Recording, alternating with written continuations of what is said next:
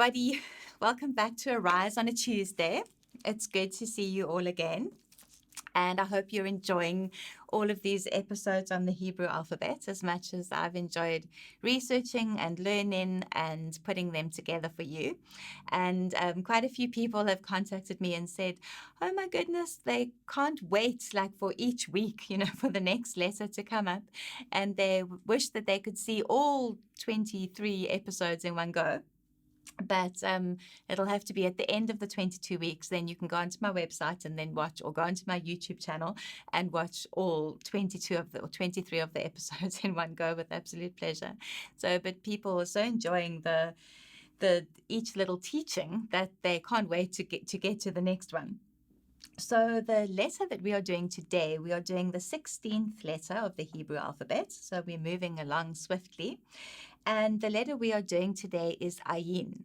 And Ayin is a very interesting letter. Well, they're all very interesting letters. I think I said last time, I think I say that with every letter, but it's like each letter you're just like, oh my goodness, okay, like that's really interesting. So the pictograph for Ayin is an eye.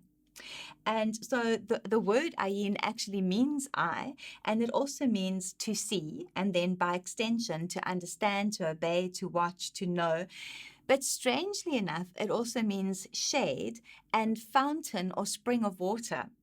And I was trying to figure out how one letter or one, word could mean all of those things. And then when I researched a little bit deeper into it, I worked out that if you looked at a fountain or a spring of water, from the top, like from a helicopter view, it looks like an eye. The middle of the fountain or the middle of the spring actually looks like an eye. So that's why for the ancient Hebrews, that word came to mean not just eye and see and everything, but also to speak about fountains and springs of water. So I found that was actually quite interesting. And the classical Hebrew script is constructed of a yot with a descending line and an embedded zayin.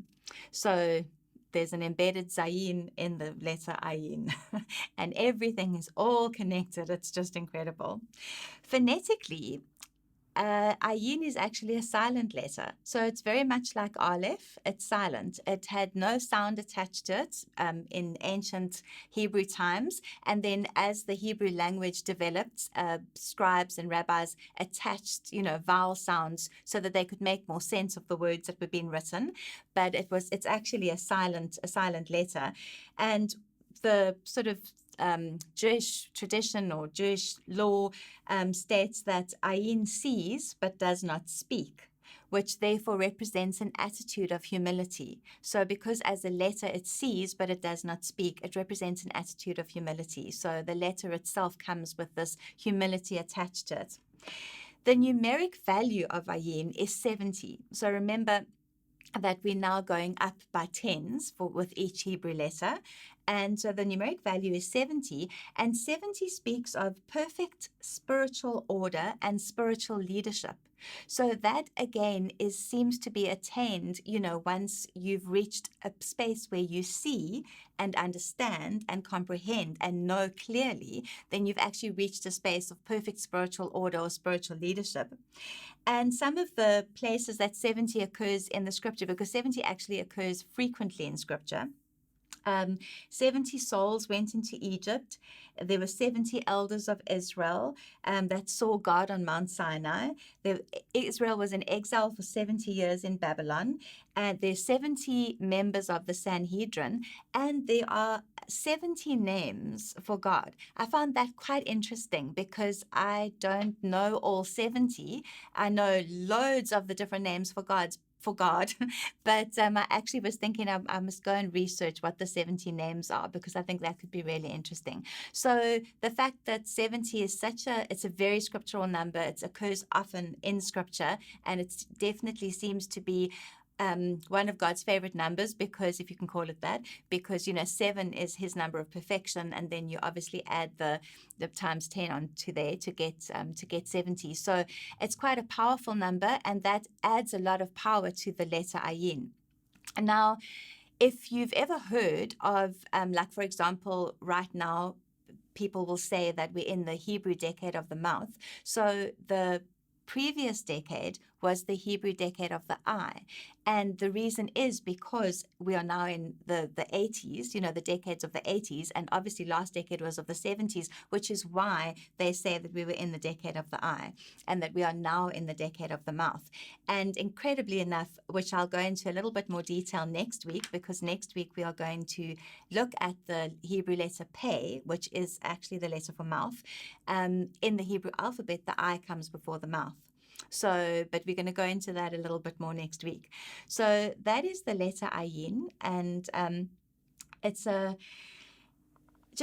from a spiritual perspective, just the fact that with you get to see with your eye, but also you need to understand, and you need to comprehend, and that actually the lesson is to see and understand and comprehend before we speak, so that, and that's why Ayin sees but doesn't speak and represents humility, because too often, we speak before we completely comprehend or understand.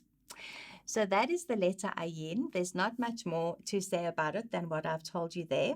There's a whole lot of other things that we could go into, but they would need a more in-depth study. And maybe one day I'll tell you what those 70 names of God are. But we are going to leave that there. And then, as I said, next week, we are going to have a look at the next letter of the Hebrew alphabet, which is the letter Pei or Fe. And so that will be next Tuesday. But don't forget to join on Thursday for the prophetic teachings. And don't forget to reach out to me via any of the means that are reflected on the screen and ask any questions, or let me know if you have any queries or anything like that. And if I get enough questions about all of this sort of thing, then maybe I'll do a little question and answer session at the end of it all.